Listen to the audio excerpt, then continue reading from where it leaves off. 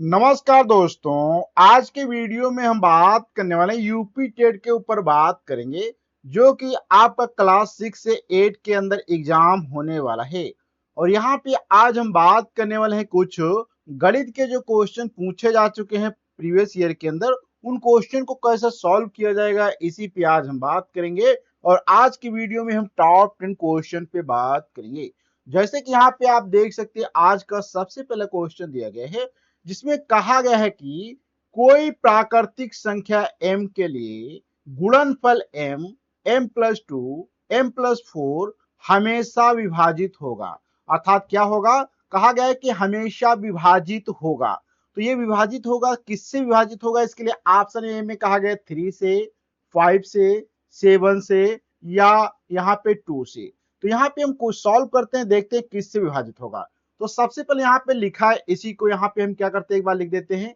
क्या लिखा है? m लिखा है, m प्लस यहाँ पे 2 लिखा है और यहाँ पे m प्लस का क्या लिखा है? 4 लिखा है। ये चीज यहाँ पे लिखी है।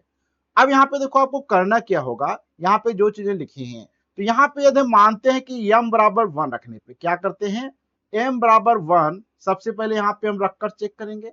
तो रखने पर m बराबर 1 अगर आप रखेंगे तो देखो यहाँ पे क्या प्राप्त होगा, जहां जहां m है वहां पे क्या करेंगे, 1 रखेंगे। देखो क्या होगा, 1 मल्टीप्लाइड बाई 3 मल्टीप्लाइड बाई 5।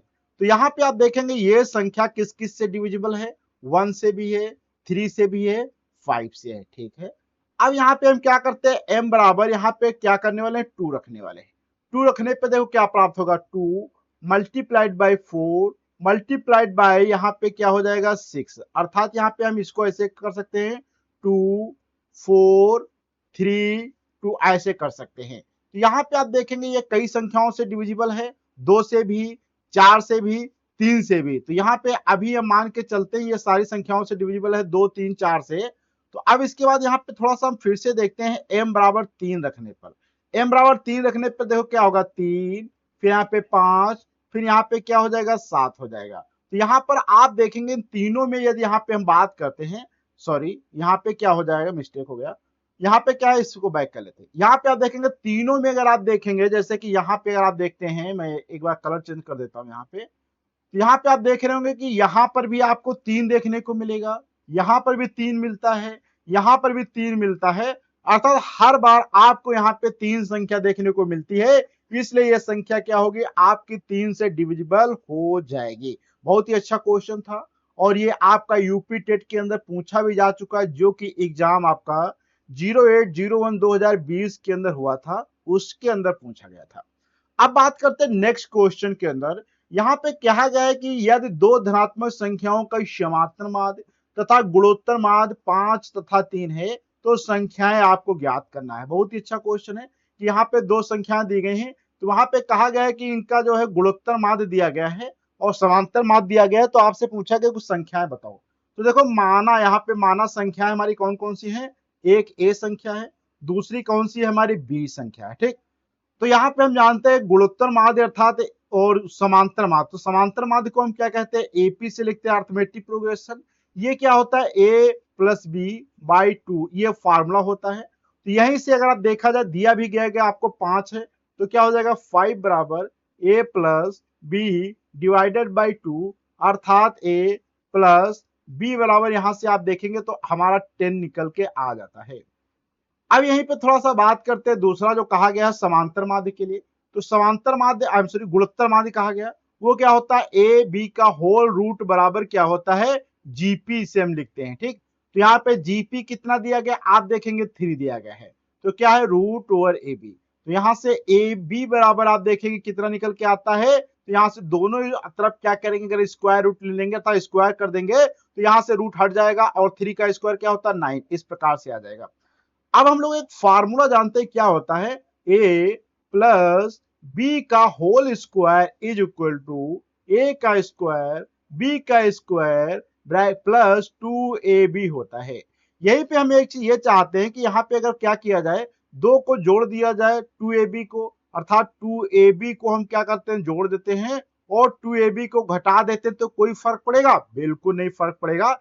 लेकिन यहाँ पे अब आप देखेंगे एक चीज बनने वाली है, क्या है, ए स्क्वायर प्लस का बी स्क्वायर, ये माइनस का 2ab अगर आगे ले आए और ये दोनों को जोड़ के एक साथ में रख दिया जाए तो क्या हो जाएगा 4ab बन जाएगा। और यहां से आप एक चीज देखेंगे, ये जो पार्ट इतना दिया गया है, ये हमारा पार्ट जो यहाँ पे किसके बराबर होता है, अगर यहाँ पे देखा जाए तो ये जो होता है आपका क्या होता है a माइनस बी का होल स्क्वायर, और बचेगा क्या यहाँ पे 4ab हो जाएगा, अर्थात a प्लस बी का होल स्क्वायर बराबर a माइनस बी का होल स्क्वायर। तो यही से हमारा एक फार्मूला बन के आ जाता है a माइनस बी का होल स्क्वायर बराबर a प्लस बी का होल स्क्वायर माइनस का 4ab। तो यहाँ पे आप सभी को रख देना है। ab का मान कितना दिया, 10 का स्क्वायर अर्थात क्या हो जाएगा 100, और 4 अर्थात 4 इंटू a का मान कितना है 9, अर्थात यहां से आप देखें क्या होंगे 100 माइनस 36, अर्थात यहां से क्या हो जाएगा 64 आ जाएगा a माइनस बी का होल स्क्वायर बराबर। तो यहाँ पे ये इतनी चीज बनती है, मैं इसी को थोड़ा सा कंटिन्यू अगर आगे कर देना चाहता हूँ। यहाँ पे हम क्या करते हैं, ब्लैंक पेज ऐड कर लेते हैं। तो यहाँ पे देखेंगे आपके निकल के आता है a माइनस बी का होल स्क्वायर बराबर कितना निकल के आता है 64। तो यहां से a माइनस बी बराबर आप देखेंगे a माइनस बी बराबर यहां से हमारा कितना आ जाएगा, दोनों तरफ रूट लेंगे तो यहाँ पे 8 आ जाएगा, और हमारा a प्लस बी बराबर आपने देखा था कितना दिया गया था, तो वो हमारा यहाँ पे 10 दिया गया था। दोनों समीकरण को अगर हम यहाँ पे जोड़ देंगे तो क्या हो जाएगा 2a माइनस प्लस अर्थात माइनस का b प्लस का जी b कट जाएंगे, तो यहाँ पे क्या हो जाएगा 18 आ जाएगा। तो a बराबर क्या हो जाएगा 18 डिवाइडेड बाई 2, अर्थात यहाँ से a बराबर हमारा फाइनली 9 निकल के आ जाता है। अब ये 9 निकल आता है तो यहाँ पे आप चाहे रखो चाहे यहाँ पे, तो यहाँ पे अगर हम इस वाले में रख देते हैं यहाँ पे मान a बराबर 9, तो b बराबर क्या हो जाएगा 10 माइनस 9, अर्थात यहाँ से b बराबर हमारा 1 निकल के आ जाता है। तो यहाँ पे आप देखेंगे a बराबर 9 आता है और b बराबर 1 आता है। तो यहाँ पे हम अपने क्वेश्चन पे फिर से वापस आ जाते हैं। तो यहाँ पे आप देखेंगे क्वेश्चन में आपको क्या मिलेगा, यहाँ पे 9 और 1, तो ऑप्शन यहाँ पे हमारा क्या हो जाएगा, इसका ए वाला करेक्ट हो जाएगा। अब यहाँ पे हम अगले क्वेश्चन पे बात करते हैं। अगला क्वेश्चन जैसे कि यहाँ पे आप देख सकते हैं, जिस दिया गया थर्ड नंबर, ये क्वेश्चन नंबर यहाँ पे जो थर्ड दिया गया है इसके अंदर क्या कहा गया, अगर ध्यान से आप देखेंगे तो यहाँ पे ये कहा गया है कि 49, क्या लिखा है यहाँ पे, मैं एक बार लिख भी देता हूं, 49 की पावर कितना लिखा है 15 माइनस 1, और ये कहा गया इज डिविजिबल बाई कंप्लीटली किससे होगा। देखो ये जो 49 की पावर 15 माइनस 1 है, तो ये चीज इससे 49 माइनस 1 जो इससे कंप्लीटली डिविजिबल होगा, अर्थात 49 माइनस 1 क्या होता है और 48 होता है, अर्थात यहां से आप देखेंगे ऑप्शन इसका क्या हो जाएगा 8, यहाँ पे एक बार ये निकल के आपको आ जाएगा। अब यहाँ पे 8 से तो डिविजिबल है, अब उसमें भी ये आप देखेंगे ये 48 आपका किस किस से डिवाइड है, तो 8 से भी डिविजिबल है, अर्थात यहाँ पे 48 के आप फैक्टर देखेंगे क्या 2 आ जाएगा आपका, फिर यहाँ पे 3 आ जाएगा, 8 इस प्रकार से बहुत आ जाएंगे। तो जिसमें देखेंगे 48 8, अर्थात यहाँ पे सेकेंड और फोर्थ, अर्थात सेकेंड फोर्थ किस में आता है ऑप्शन में आप देखेंगे, तो यहाँ पे आप देखेंगे सेकेंड सेकेंड सेकेंड, ये है फोर्थ, तो यहाँ पे ऑप्शन आप देखेंगे इसका ए वाला करेक्ट हो जाएगा। और ये क्वेश्चन आपका यूपी टेट 2020 के अंदर पूछा भी जा चुका है, इसलिए काफी इंपॉर्टेंट क्वेश्चन है। मैं एक बार रिमेंबर कर देना चाहता हूं, जब भी कभी आपको इस टाइप के क्वेश्चन अगर डिविजिबिलिटी के पूछे जाए, तो यहाँ पे ये जो होता है स्क्वायर को भूल जाओ, ये ही सेम कर दो, और जो संख्या आएगी वो ये संख्या जिन चीजों से डिविजिबल होगी वही संख्या आपकी 49 की पावर 15 भी उसी संख्याओं से डिविजिबल होगी। इसलिए 48 किस किस से डिवाइड होती है उसको आपको निकाल लेना है, वही जिस जिस संख्या से वो डिवाइड होगा 49 माइनस 1, उसी से आपके 49 की पावर 15 माइनस 1 भी डिविजिबल होगा। अब यहाँ पे थोड़ा सा अगले क्वेश्चन पे बात करते हैं, जिसमें कहा गया है कि क्या कहा गया है, यदि 13 की पावर 50 को 14 से विभाजित किया जाए तो शेषफल क्या आएगा। बहुत ही अच्छा क्वेश्चन है, आपको ध्यान रखना है। यहाँ पे आप एक चीज ध्यान से देखेंगे तो यहाँ पे क्या 13 है, यहाँ पे क्या 14 है, अर्थात यहाँ पे a बराबर अगर हम 13 को मान लें तो यहाँ पे क्या हो जाएगा a प्लस 1, अर्थात तो 13 प्लस 1 यहाँ से आप देखेंगे 14 आता है, तो ये 14 सपोज कर लो आपका b हो जाता है। इसका मतलब क्या है, यहाँ पे आप देखेंगे a की पावर n बटे a प्लस 1, ऐसा तो है, यही तो है भाई देखो a की पावर n अर्थात आप क्या करने वाले हैं 13 की पावर 15, मैं सॉरी यहाँ पे इसको कैपिटल लिखता हूँ, तो यहाँ पे आप क्या करने वाले हैं 13 की पावर 15 से इसको डिवाइड करने वाले हैं 14 से, तो यही चीज लिखा है a की पावर n। तो यहाँ पे आप ध्यान से देखेंगे आपके दो केस बनती हैं। एक केस बनती है कि क्या होगा, यहाँ पे सेम जो होता है, यहाँ पे दो केसें हमारी निकल के आती हैं, आपको ध्यान हमेशा रखना है कि दो केस कौन कौन सी आती हैं। शेषफल एक देगा, यह शेषफल एक आएगा कब, जब यहाँ पे n क्या होगा आपका इवन होगा, और यहाँ पे दूसरी केस बनती है a आएगा, r रिमाइंडर को हम r से लिखते हैं अर्थात शेषफल, तो r बराबर 1 आएगा जब n इवन होगा, r बराबर a आएगा जब यहाँ पे क्या होगा n क्या होगा हमारा ऑड होगा, तो n क्या है इवन है, इसलिए यहाँ पे ऑप्शन में आप देखेंगे इसका आंसर जो है 1 आ जाएगा, क्योंकि यहाँ पे 1 इसका जो है रिमाइंडर आने वाला है। तो बहुत ही अच्छा क्वेश्चन रहा है। अब आगे क्वेश्चन पे बात करते हैं, जिस क्वेश्चन के अंदर कहा गया है कि यदि a comma a plus 2 comma a plus 4 अविभाज्य संख्या है, क्या है विभाज्य संख्या नहीं है, अविभाज्य संख्या जैसे कि 1 2 3 5 7 9, इस प्रकार से क्या है अविभाज्य संख्याएं हमारी अर्थात प्राइम नंबर कहलाते हैं। तो a के कितने मान होंगे ये आपसे पूछा गया है कि 1 होगा 2 होगा 3 होगा या 4 होगा, तो a के मान कितने होंगे। बहुत ही अच्छा क्वेश्चन है, देखते हैं इस क्वेश्चन को कैसे हम लोग आसानी से सॉल्व कर सकते हैं।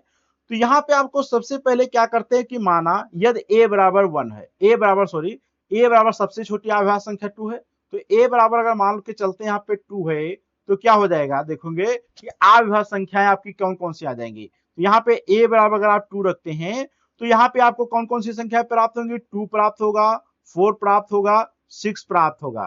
तो यहाँ पे आप देखते हैं 2 4 6 ये तो भाज्य संख्या है, क्या है यहाँ पे दो भी भाज्य संख्या है और ये भी भाज्य संख्याएं हैं, तो इसलिए ये भाज्य संख्याएं हो जाती हैं। ठीक है, a बराबर अब हम यहाँ पे क्या करते हैं 3 रखते हैं, 3 रखने पे आपको देखो क्या प्राप्त होगा 3 5 और 7 प्राप्त होगा। ये आप देखेंगे अविभाज्य संख्या है, इसके बराबर अगर हम a बराबर 4 रख दे हैं तो 4 आएगा, 6 आएगा, 8 आएगा, तो ये देखो क्या है भाज्य संख्या है, भाज्य संख्या है, ये भी क्या यहाँ पे भाज्य संख्या है, लेकिन ये भाज्य संख्या नहीं है, इसलिए केवल यहाँ पे हमारा क्या निकल के आएगा 1 वाला ऑप्शन इसका करेक्ट हो जाएगा, 1 अर्थात एक ही होता है। अब बात करते हैं यहाँ पे क्वेश्चन में दिया गया है यदि 29 की पावर 75 क्या दिया है 29 की पावर 75 को 28 से विभाजित किया जाए तो शेषफल क्या आएगा। बहुत ही अच्छा क्वेश्चन है, यहाँ पे आपको मैं एक बार फिर से रिमाइंड करा देना चाहता हूं इस क्वेश्चन का आंसर बहुत ही आसान है। क्या आंसर है आसान है, इस पे हम यहाँ पे बात करते हैं। तो यहाँ पे आप देखेंगे 29 क्या है 29 जो लिखा है 29 को हम लोग क्या लिख सकते हैं, सबसे पहले सोचा जाए तो 29 को आप देखेंगे क्या लिख सकते हैं 28 इंटू 1 प्लस 1 हम यहाँ पे लिख सकते हैं। तो यहाँ पे आप देखेंगे इसका शेषफल क्या निकल के आता है, फाइनली यहाँ पे इसका शेषफल 1 निकल के आ जाता है। और वहीं पे अगर आप 2 की पावर 9 करेंगे, क्या करेंगे 2 की पावर 9 करेंगे तो भी यहाँ पे आप देखेंगे इसका यहाँ पे क्या निकल के आता है, तो यहाँ से आप देखेंगे फिर भी वही डिवाइड करेंगे शेषफल 1, अर्थात यहाँ पे बार बार केस में आप देखेंगे यहाँ पे शेषफल 1 ही इसका आने वाला है, इसलिए क्वेश्चन ये करेक्ट हो जाएगा। अब बात करते हैं दो प्राकृतिक संख्याओं का अंतर सदैव कैसा होता है, ये क्वेश्चन बहुत ही अच्छा कहा गया है। देखो दो प्राकृतिक संख्याएं, पहले प्राकृतिक संख्याओं की अगर बात करें नेचुरल नंबर कौन से होते हैं, जैसे कि 1 2 0 से 0 नहीं होता है, इसमें ध्यान रखना है। तो क्या होता है जैसे कि 1 2 3 4 5 6, तो इनमें से कोई भी आप डिफरेंस करेंगे, जैसे कि मान लो 2 में से 1 घटाएंगे तो 1 आएगा, 3 में से 1 घटाएंगे तो 2 आएगा, अब 2 में से 3 घटाएंगे -1 आएगा, 5 में से 6 घटाएंगे -1 आएगा। तो इस प्रकार से यहाँ पे प्लस माइनस, और देखेंगे 2 में से 2 घटाएंगे 0 आएगा। इस प्रकार से यहाँ पे आप देख सकते हैं कि क्या हो सकता है, कभी भी यहाँ पे आप ध्यान से देखेंगे तो यहाँ पे 0 भी आएगा, 1 भी आएगा, माइनस का 1 भी आएगा, प्लस का 2, इस प्रकार से सारी संख्या आएंगी, अर्थात देखा जाए तो एक प्रकार से इंटीजर आएगा, इसलिए क्वेश्चन इसका ए वाला पार्ट जो करेक्ट हो जाएगा। अब यहाँ पे क्वेश्चन दिया गया, बहुत ही अच्छा क्वेश्चन है, इसको हम सॉल्व करने की कोशिश करते हैं।